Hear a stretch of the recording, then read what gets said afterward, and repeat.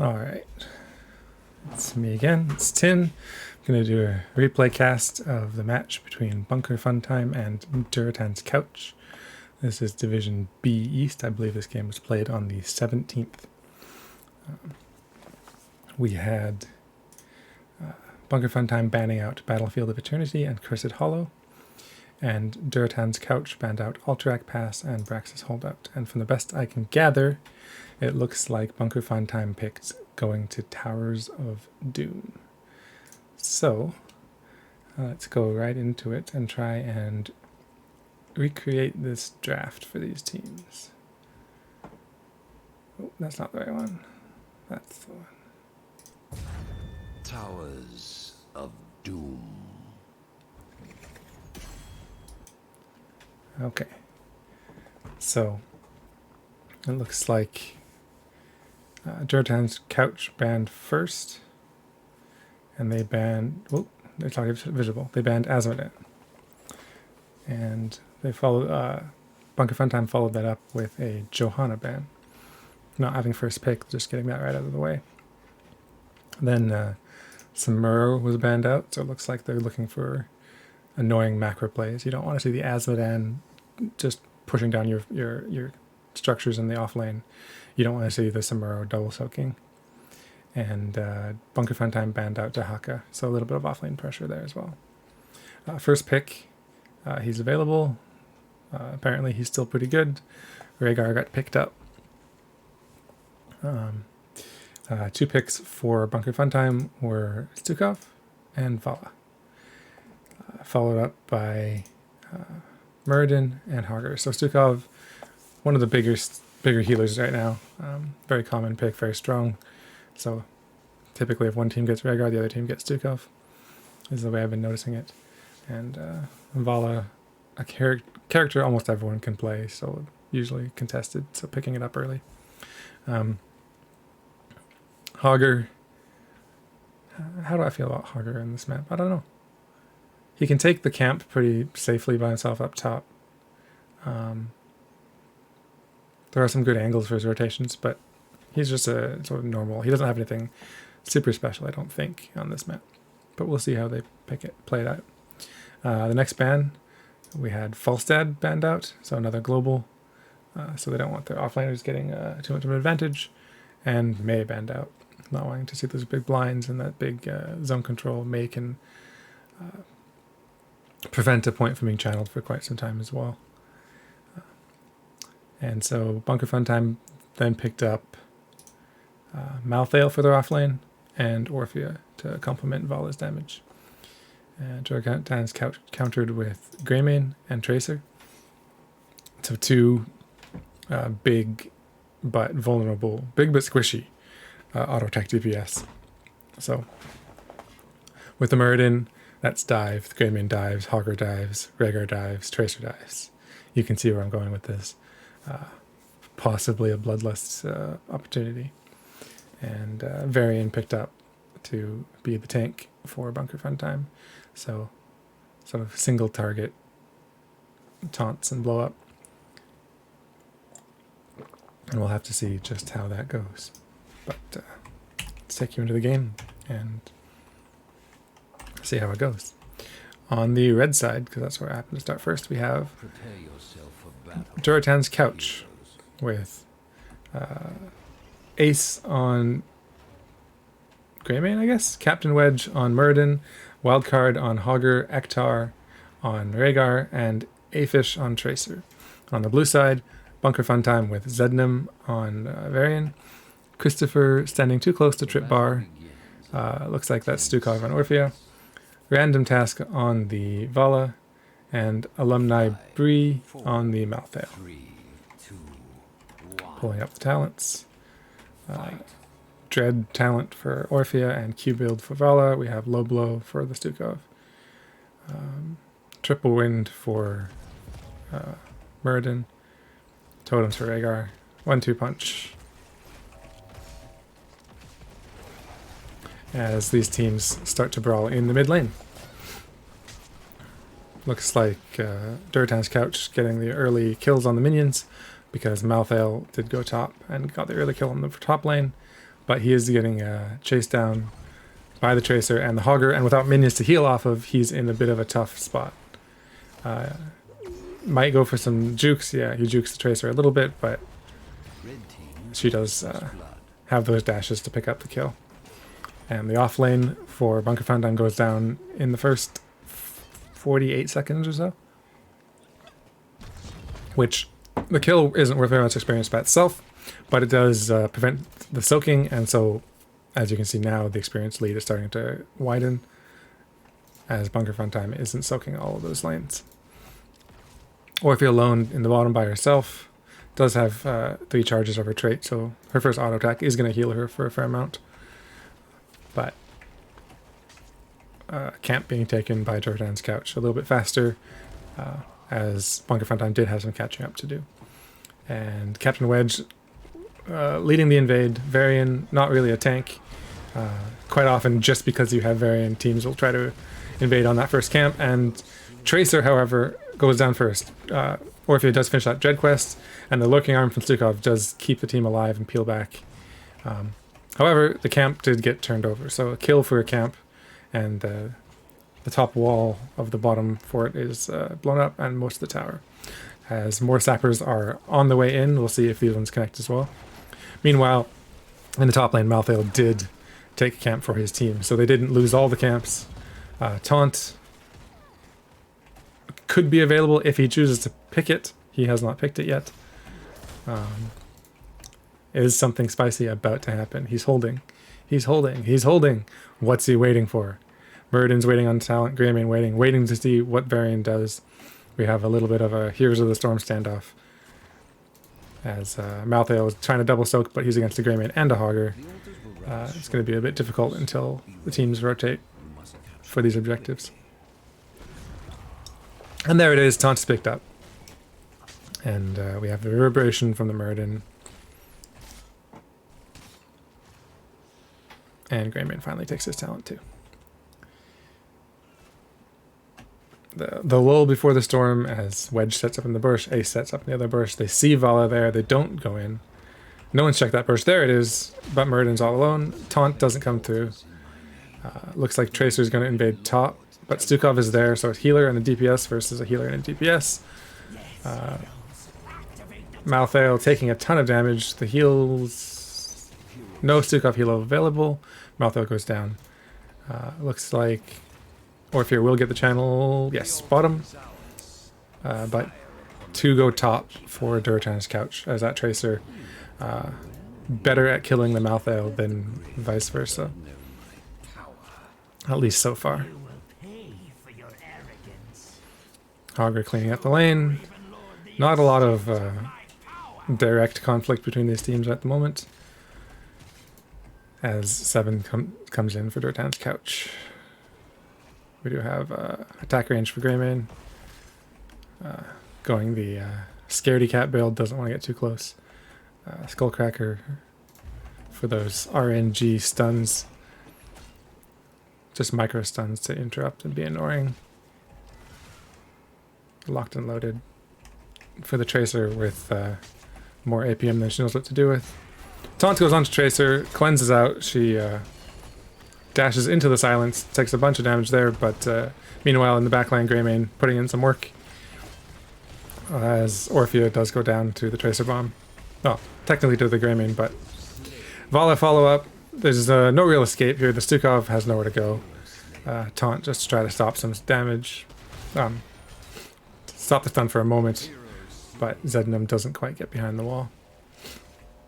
And that's 4 members down. Malthael, the only one still standing, as he is still in the offlane.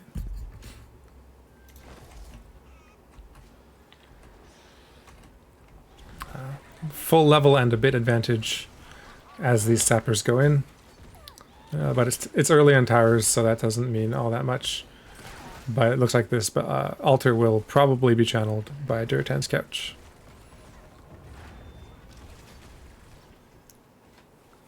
The time is now, heroes. Murden finished off that skillful quest of getting to level 10. Varian just watching, waiting to delay till the last moment, buying his team a little bit more time.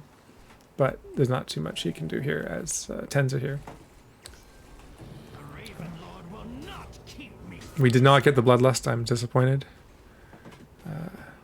But we do have Hortibolt, Go for the Throat, Avatar.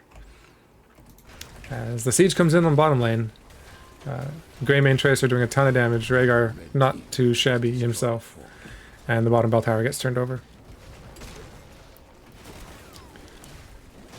Stukov doing his best to put a silence puddle, but the Ancestral was there and Murden jumps out. No one goes down. But it was one ult used on the side of Durotan's couch for no real value. They did get the fort, but they already had that. So they didn't need to go in quite that deep, I don't think. So that's a small victory for Bunker Funtime getting that ult out of the way. As Orphea just tries to let these minions kill themselves and soak the experience. The rest of the team rotating out. Looks like Vala wants to gank the Hogger. But not while he's spinning. Spins on, he has no escape. Here comes the taunt. For sure, this Hogger Hortipult's out just in time, as that Varian charge goes a little farther than he wanted to.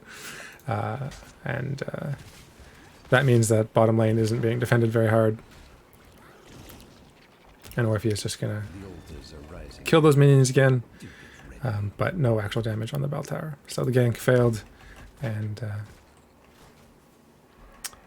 tens are here for both teams. Same talent here, so there could be a fight over these altars. We do have the Crushing Jaws, Rain of Vengeance, Swipe, and Last Rites. So a few extra stuns. There's a taunt, there's the stun, there's another one, silence, and the healer's down. But the pulse bomb's there for the Orphea, and it's a 1-for-1. Muradin, Last Rites will connect and take the kill, but Tracer wants more. Does go down first. Stukov escapes. Vala, the taunt is there, and Malthael in the back line will get the cleanup. 5-for-1. Orphea died quite early, but the entire red team, the entire team of Durotan's couch does go down. I don't know if they have time to get the bell tower before channeling, as Rhaegar's already respawning. So, looks like Varian's trying to hold it, but yeah, I don't know. Rhaegar's there, so this might be... Yeah, the interrupt is there, and now he's alone versus 2. Does get the hammer, and there's a slow... He has no escape. And they don't get the altar. They didn't get the bell tower in time, and Varian went down. So they're trying to hold it for the extra shot, but instead ended up giving the other team 4. So a little unfortunate circumstance there.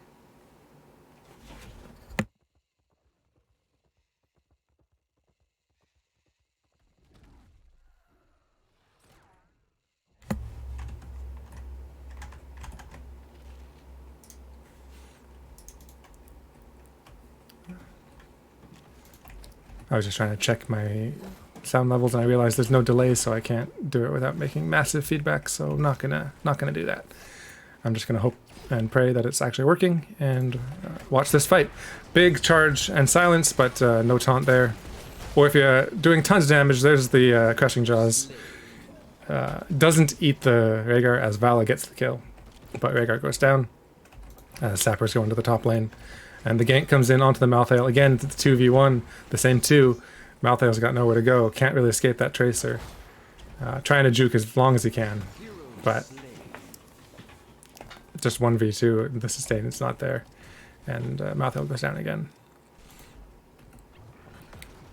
Orphea eating some minions, or at least feeding them to her demon in the bag, whatever it is. Taunt comes in onto the Greymane. The silence a little far back, trying to catch him as he's escaping, but he never made it that far. And Greymane escapes. Hogger does a spin but gets out, and no one else goes down just now. 10 seconds away from another altar. Camp is available, and it looks like Durotan's couch will take it before the objective, but the objective is up. And there's only Wedge. Yeah, the team's not that far behind. The bush is checked. Wedge is seen as these teams position. Malthael coming in on the back. Tracer going right in.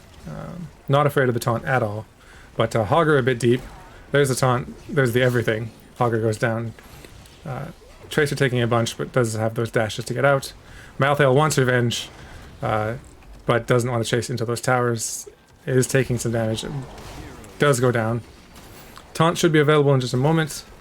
It is a 4v4 again. There's the taunt, but it's onto Muradin. He does not take a lot of damage.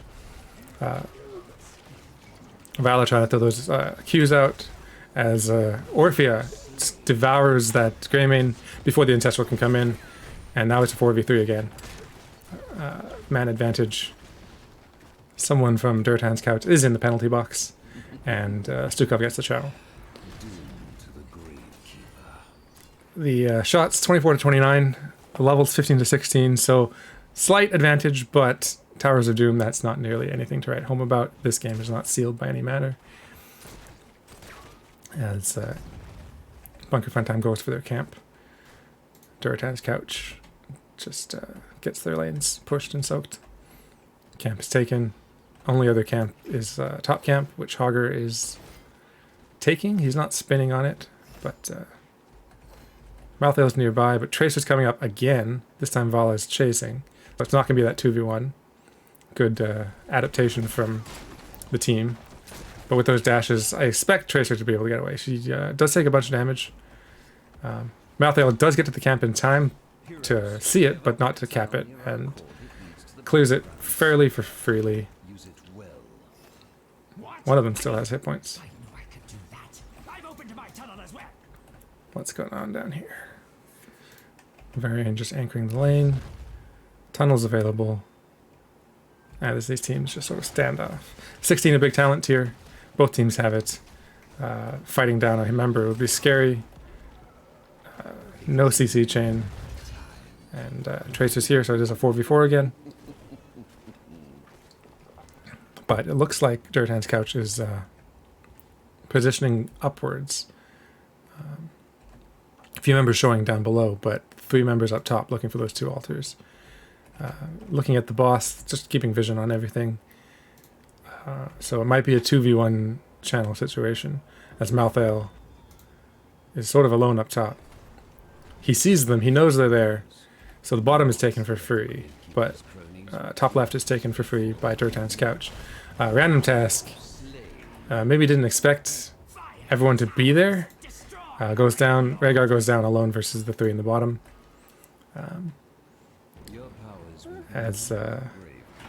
Yeah, fighting 3 versus 1 or more doesn't generally work out very well for you. Not a lot of heroes can pull that one off. So kills 1 for 1 in that exchange, but 2 towers for Durotan's couch, and they're up 9 points. A little better on the structures as well, but only a little, as the push comes in bot lane. Or if you're not really big on siege, neither is Varian. Stukov's not bad, but the minions will be doing more than they will. Varian finds a Tracer. She walks right past him. They just decide to say hey and move on. And as these minions are crashing into the building, doing a little bit more damage. So, almost 19 for Durotan's couch. 20 is looming. We'll have to see if they're up in the time for the next objective or not, as Bunker Funtime goes for their camp. Meanwhile, Tracer just decides to attack the bell tower while she has minions. Those are being cleaned up. And the camp is taken. So these mid and bottom forts for Bunker Funtime are very low. And one good team fight, and they can easily be pushed over and get a bunch of extra shots. The next altar is a 2 objective. So if they win a fight and take both of these towers, that's 12 points, and then boss wins the game. So Bunker Funtime cannot lose a team fight right now. Meanwhile, Hogger spinning a little bit deep into the bush. 2v1 again, but the team is nearby. So does Malthael make it out? There's the Hortapult. There's the taunt. They want the Tracer. They get her. Stuns there. The Crushing Jaws keeps him in. Last Rites connects on the Hogger. Meanwhile, Ace is down for the channel. The slow from Rhaegar is enough to buy time. Channel goes over, but a ton of damage goes out. There's the Ancestral Healing. Captain Wedge has the Avatar, but it looks like he's going to make it out alive. So the peels were there for the Greymane to get the channel, but with the kill, the experience is evened up, and taking the boss off the map, definitely a good strategy here for Bunker Funtime. As, you know, down to 12 shots, you just... It's not even about dealing 4 to the other team, it's just about taking away that option to win if things go sour over the next objective. And Greymane and Rhaegar pushing in on the bottom bell tower. They don't quite capture it. It might have even been better for Bunker Funtime if they had, because then they could take it back. Greymane, nowhere to escape. There's the taunt. Rhaegar dies up top somewhere, and Greymane goes down as well. Yeah, looks like he died right here. Orphea catching that Rhaegar. And that keep has 182 health left.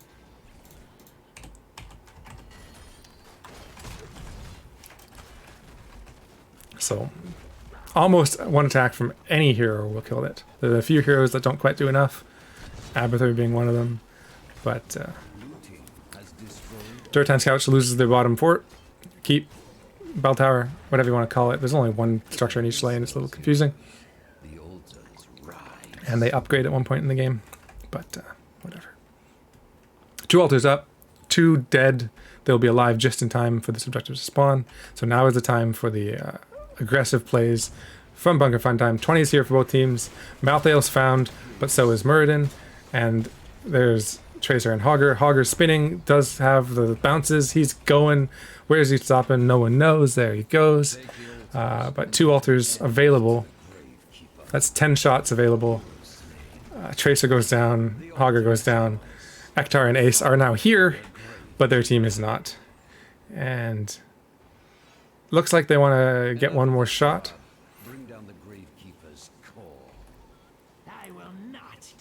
I'm not terribly sure it's worth it, but with the long death timers, they could probably get it. It's just one more. It'll be 6 shots. It's a little bit of a risk, not a big one, but they could be defending bottom instead. But they do it. They don't get the extra shot as bottom was taken.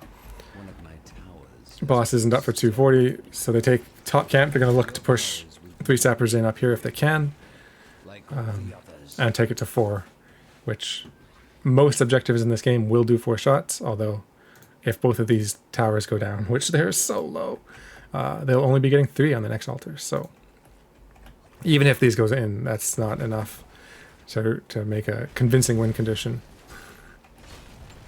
But if they just play ring around those and take bell towers, they'll have an opportunity. Bottom camps up in 20 seconds, so they can rotate down, take bottom bell tower, and maybe push that in. All 5 members up for both teams, however. So we'll have to see what the defense looks like for Durotan's Couch, as they just keep trading buildings. I almost want to see Muradin just like sneak around and take both of these towers out, but they don't want to split up right now. And if he does do that and dies, that's bad. There's the Avatar popped early. The swipe just pushes him back. Trades a 60-second cooldown for a 90-second. And it doesn't look like the invade on the camp is coming in either. So 7 shots to 12. 1 altar up, that's not going to win the game. Boss is still a minute and a half, that's not going to win the game. You need to get both for Bunker Funtime. And here comes the banner for Vision. There's the taunt, there's the slow, there's the silence. Nope, no silence, I apologize. Crushing Jaws does hit the Muradin, but he doesn't go down. Vala goes down in the back. Orphea is followed up. Hogger almost goes down with the silence, but Varian dies instead. But this is the dangerous situation I was talking about. Durotan's Couch has time to take these down, as they take 2 seconds each. And that is going to... Oh, they're going to take mid as well. So it's going to be 6 shots for this 1 altar, instead of the 3 that they would have gotten if Bunker Funtime had just not fought them and given it up. as a couple of sappers are pushing in, but I don't think they're going to connect. Just a hogger here to stop. But the team's rotating down. Alumni Bree a little bit deep. Manages to get the hogger. That was unexpected. What are his last right stacks at? 4. So I'm not sure if that was a last right hit. My guess is it was. But well played getting that kill. And that laughter means that the boss is up. Won't end the game, but those sappers might. If they're not cleared up. So no contest on this boss. They take this, they rotate up and take this bell tower. Sappers are dead, but Bunker Fountain needs to take this now before they get 6 capped. And they do, but there's a camp available top that could be pushed in, so pressure everywhere. This is what Bunker Fountain was doing to Durotan's couch, but Durotan's couch has the Greymane and the Rhaegar and the Tracer. They can just take down buildings so much faster. That's what's giving them the better map control here. So it looks like top lane is going to be the focus for Bunker Funtime, and likely Durotan's couch is going to rotate bottom for when those objectives spawn. If they have this bell tower, it's going to be very hard for Bunker Funtime to defend them. Lots of pings, altars in 20 seconds. The sappers are cleaned up. The bell tower doesn't matter. Only these altars matter. And Bunker Funtime is going to need to have a full team wipe. Even if they get both altars, they don't win the game yet. So big damage, big CC. Muradin gets the Ancestral, but goes down. Traded out for the Vala. Greymane going in with the go for the throat. Orphea doesn't get the auto attack for the heal and does go down. Malthael getting chased down by that Tracer. Last Rites connects, but Rhaegar is sneaking around top. Even if they get this Tracer kill, the real action is right here. And that is the game. Tracer does go down, but that's game 1, going over to the side of Durotan's couch. GG. So very close game, Towers of Doom. That's what you want to see. Almost a 6 cap on both sides. A little bit of ring around those both ways, back and forth. Very exciting, fun times. Let's update the scores. That was Durotan's couch that won that. Hello? Oh, computer's lagging, excuse me. Score update. There we go. Perfect. And the next game is going to be on Tomb of the Spider Queen. So I'm going to take you to the map view while I prepare game number 2. And it's just going to take me a few minutes to set this up, so I'll be back in a minute.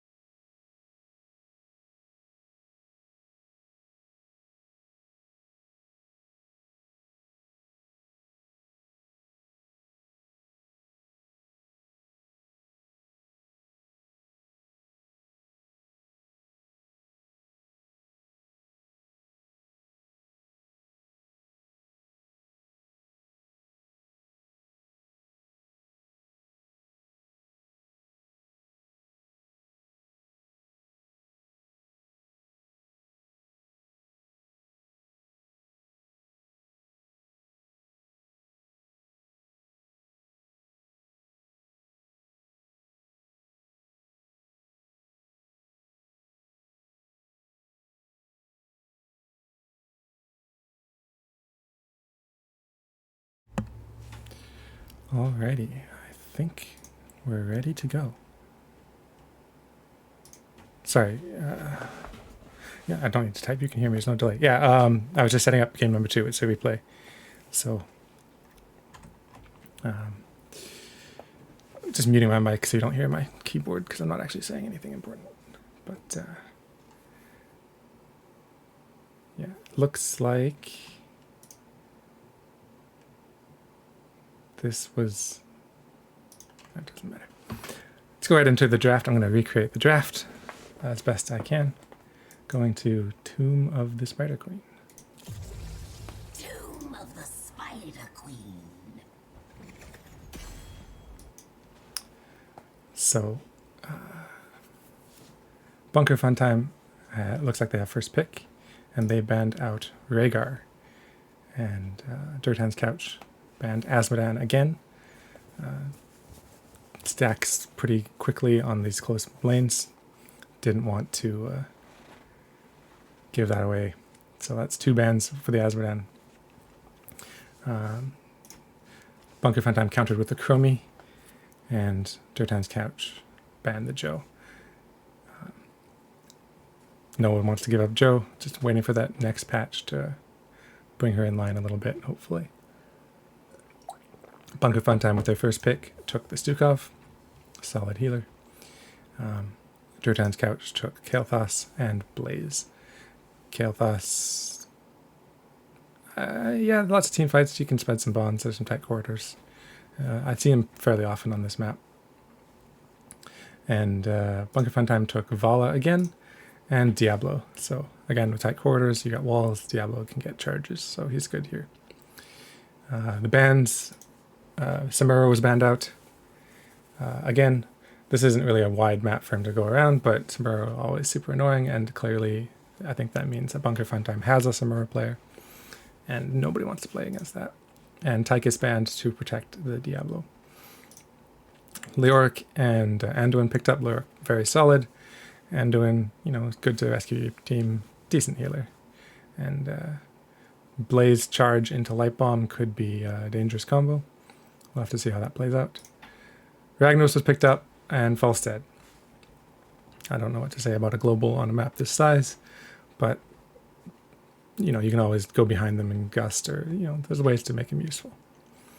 And the final pick was Junkrat.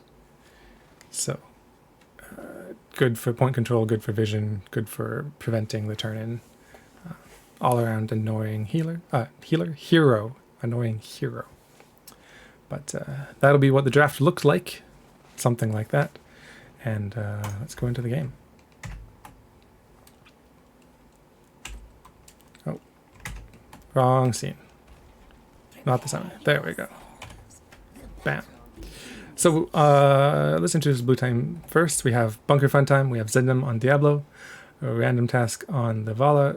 Trip Bar on Falstead. Christopher on Stukov. And Alumni Bree on Ragnaros. And on the red side, we have Durotan's Couch with Afish on Junkrat, Wildcard on Leoric, Captain Wedge on Blaze, Aktar on Anduin, and Ace on the Kael'thas. 5, 4, 3, 2, 1. Any notable talents? We have Endurance Stimpack, Globe Quest, No Convection, Boo, Lightwell. We have W build Vala, Hammer build for Ragnaros. Diablo is going Feast on Fear for that sustained healing and stuns, and the Lurking Arm for Stukov. Falstad going Gathering Storm. Lots of stacks coming out this game. As this map is small, lots of time to team fight. As you can see, these teams fighting hard mid. Diablo taking a ton of damage, walks over a Junkrat Mine, doesn't get booped, and makes that alive. Building up those souls, he'll be a little tankier as the game goes on. Junkrat laughing like a maniac, as that is his whole thing. If he doesn't have that, what does he have? Big charge from the Blaze, tries to walk out through the silence, decides not to. Stun goes out onto Diablo, takes the Living Bomb, takes the Flame Strike, and says, okay, what do you got? What else you got? Ragnos looks like he's trying to double soak a bit. Decides against it, goes for the bot lane soak. Heals up a bit with that hammer. And Diablo just taking some CC. Not any damage, just being, kept out of the game for a little bit. As these teams rotate around. Ragnar's a bit low. Leoric doing good work. But not getting any kills. Random task on that Vala taking a ton of damage.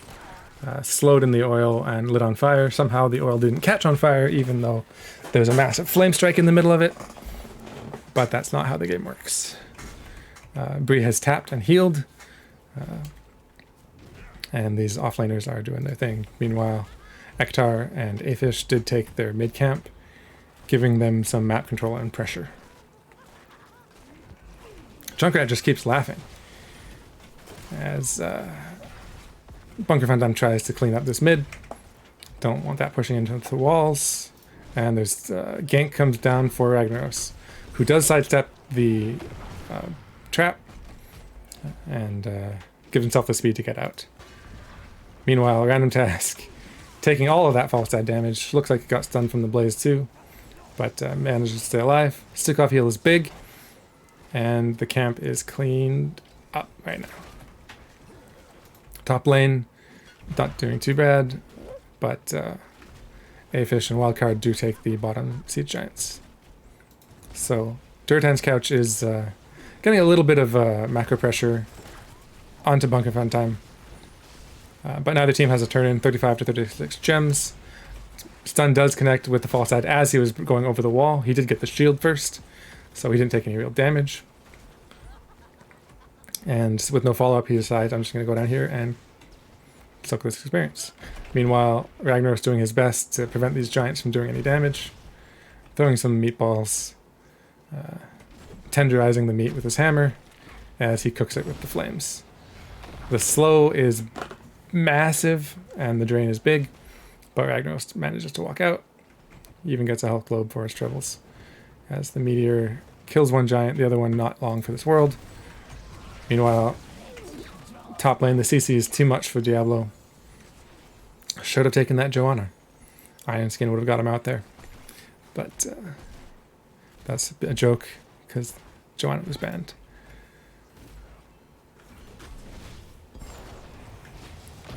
Big damage onto the Leoric. Ragnaros trying to get his revenge, but Ace is nearby if Ragnaros oversteps. The chase isn't there, the tap is there, and the offlaners continue. Falstad does sidestep the Flame Strike. The healing from Stukov exactly offsets the Living Bomb, making his health bar look full blue, even though it wasn't. And the poke comes in. Gems are there for both teams. Turn-ins available. Ragnaros gets the stall, but there's too many heroes for him to stick around. Diablo is stunned and slowed. Flame barely connects with the Leoric and prevents him. There's the silenced charge, but the DPS isn't there. They're doing their own turn-in up top, but they only got the 30 gems. Kel'Thas doesn't get the interrupt, but Vala just walks away, and neither team gets a turn-in as of yet. 7's here for both teams. 8's just arrived, but no talent there. So relatively even as far as being able to contest objectives goes. Zedam sidesteps the route. Charges in on the Anduin. Vala is there for some damage. There's the overpower. Anduin kind of not in range of peels. But meanwhile, Leoric turns in bottom. Anduin does stay alive. With the Falstad down here, they didn't have that kill pressure. But Vala just stacking. Ragnaros is done with his stacks. Falstad still stacking as well. It does have the 30 hits. So he's doing a bit more damage as the spiders come in.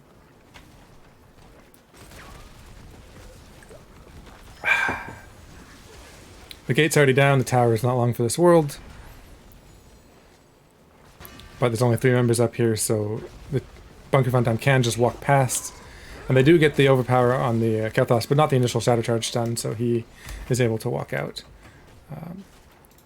Ragnaros uses trait to defend bottom. Falstad doing his best mid, but there's 2 waves and spiders. As 10s are here for Durotan's couch, Bunker Fun time is just trying to get to a safe spot. But this massive wave is taking down this structure. Spider goes down, but the two-man root, followed by the stun, followed by the boot, followed by the pyroblast, is just too much for Diablo to handle. He had that soulstone, but not the 10s, so he's reset to 0 souls instead of the new 25. And with the tank down and no 10s, Durotan's couch pushes in on the top fort as well. Tank is back, but at half of its normal health. And the stun comes in from the blaze onto the Vala. The light bomb's there, it catches Vala again. But Vala is far enough back. The rip tire, is it enough? No, it turns around. The blaze stun does not connect this time, and just does some damage. Meanwhile, Ragnaros does get entombed, but did the turn in, trying to get the kill before he dies. He uses his sulfurous hammer to do that, and he kills the Leoric, but Leoric likely to respawn faster than him, so he did get the turn in, got the value that he could from his life, but couldn't quite get out of there. And Leoric will be back in about 3 seconds. Diablo going for the combo, but is booped out of the overpower and is left in a tough spot and goes down. Stukov's arm doesn't connect, but Durotan's couch is just interested in cleaning up the objective, not taking too much structure damage, not chasing down those kills. They may have been able to get it, but that leaves so much of the wave just pushing. You definitely lose if you chase too hard. Light bomb comes out onto the Vala. She used her vault, does sidestep the mine. The gust stops the pyroblast, and the peels are there. The team gets out alive. Very well done, surviving there. Interesting, we see the pyroblast with no convection. If you're gonna go one beam talent, you should go two. But there's the overpower, there's the stun. Blaze in trouble, but he did get the armor off just in time, and doesn't take too much damage. As the living bombs are getting pushed onto the members, that stun, I feel, was just on the edge of not connecting. It was his toes touched their toes. So Blaze gets a good stun on 2. Random Task taking all of his life and damage. Goes back in. Not sure that was a good idea, as Leoric just swings the mace once and she goes down. Trying to make space for the Diablo, but Diablo had no escape. And gems are lost.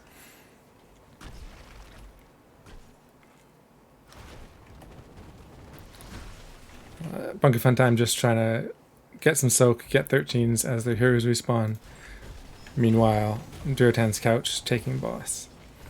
Falstad does have Gust, but down 13s, all Leoric has to do is Wraith Walk to sidestep the Gust.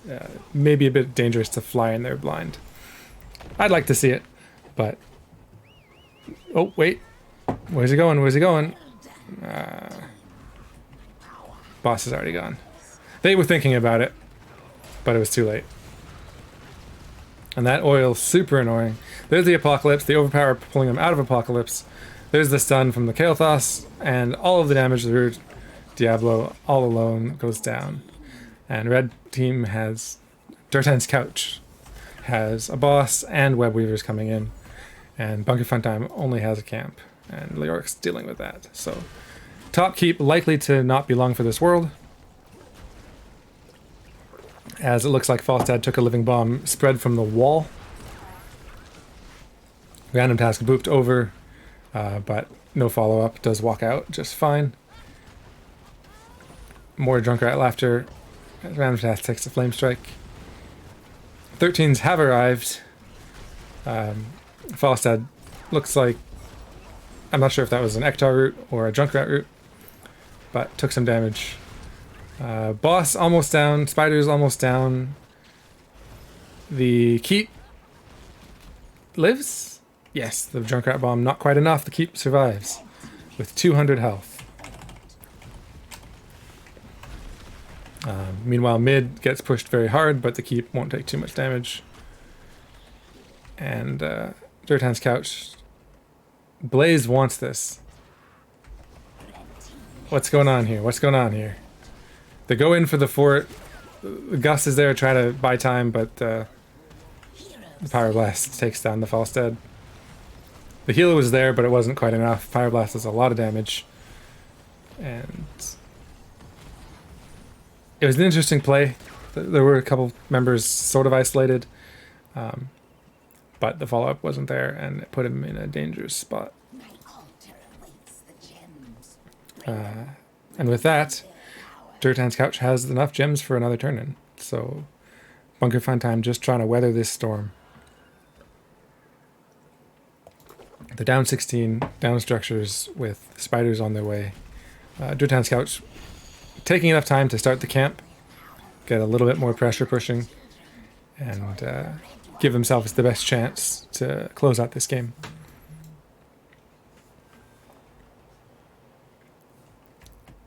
Descend, my daughters. Descend and destroy the blue team.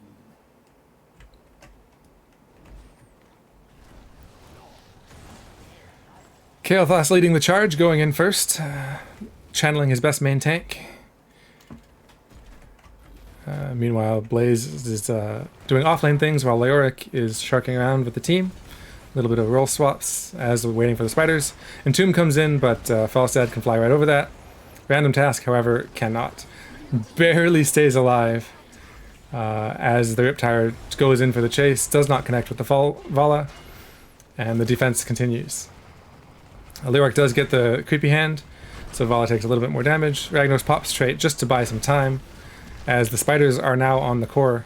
Spider Wave almost kills Tukov. He gets out with 30 health. No kills yet, but at any moment everyone could die. Silence comes on the Blaze. He pops his armor. Back in the Silence. There's the bunker. The Pyroblast coming, catches the Falstad. I'm not sure you even saw that. There was so much going on. Vala got hit by it as well. And the core is going down. So much going on. Damage everywhere, but Durotan's Couch closes out the game and takes it 2-0. Take you to the stats screen as I update the score. So 2-0 for Durotan's Couch. Just kept taking those macro advantages, and it was just Bunker Fun Time on the back foot the entire time, just trying to catch up, and couldn't really catch a break. When they went for the Gus maneuvers, just the peels were there, and they didn't quite get the kills they wanted. So, unfortunate for Bunker Fun Time, but well done by Durotan's Couch, and GG's to both teams. And we'll catch you in the next one.